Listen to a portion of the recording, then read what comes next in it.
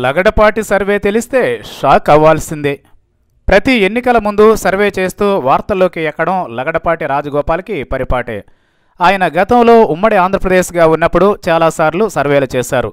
అయితే ఆయన సర్వేలో ఫలితాలు ఒక్కోసారి తారుమారైన సంఘటనలు కూడా ఉన్నాయి.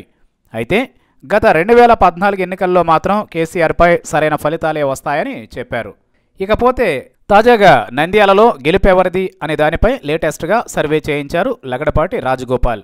సర్వేలో ఫలితాలు తెలిస్తే దిమ్మ తిరగాల్సిందే అని అంటున్నారు. ఇదే ఇప్పుడు ఏపీ రాజకీయాల్లో హాట్ టాపిక్గా మారింది. రాష్ట్ర వ్యాప్తంగా టీడీపీ ప్రజలు అసంతృప్తిగా ఉన్నారట.